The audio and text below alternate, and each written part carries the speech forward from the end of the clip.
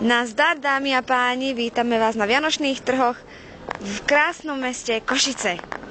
Spýtame sa jedného občana Košic, ako prežívajú Vianočné sviatky.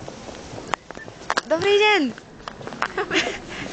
Dobrý. Je vám niečo smiešné? Nie, prepáčte. Takže tu je televízia Doma Linčianska. Ako nepoznám. No my sme z Trnavy. To aj mi. No. To ja. No, čo tu robíte? Ako prežívate Vianočné sviatky zatiaľ? Tak, ja som sem prišla pozrieť moju najlepšiu kamarátku. Týmto ju pozdravujem. A dnes tu má koncert. Budete spievať a tancovať. No a vy idete pozbudzovať asi, čo? Áno, A koho je to koncert, prosím vás? To je také, že úsmev ako dar, tuším. A bude tam spievať ako Dominika Mirgová. Potom ešte taký Akože paródia na Dominiku Mirgovú? Dobre.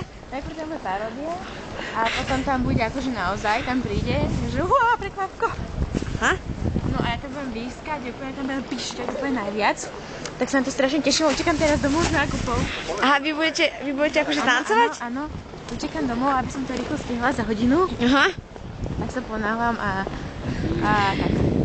Aha, a máte tu, ako vidím, aj... Ja by som, dobrý deň, ja som tak okolo Dobrý ulici deň. a ja by som veľmi rád ponúkol slečne gaštan, ktoré som teraz kúpil za euro 90. Nech sa páči, mladá dáma. Môžem sa spýtať, ako sa voláte? Áno, Lucia sa volám. Lucia, pekné meno, krásne. Neboli ste niekedy blondína? Bola. Vidno. Dobrý deň, a vy ako prežívate Vianočné sviatky? S gaštanmi. Aha. Tak hrám sa s gaštanmi. Jaj? A to je príjemná atmosféra a ste naladení hneď na tie gaštany, čo? Hej, príjemná je to nálada a Áno.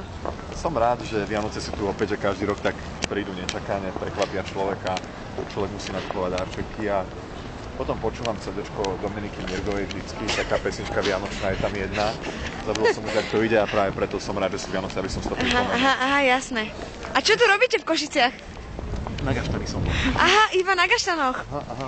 Som Wow. A vy ste ale pôvodne akože zo Žiliny, že? Nie, to je omyl, ja som z Tepličky nad Váhom. Z Tepličky. Z Tepličky nad Váhom, to je dedinka, v ktorej sme predali pozemky, v ktorej sídli napríklad aj Kia.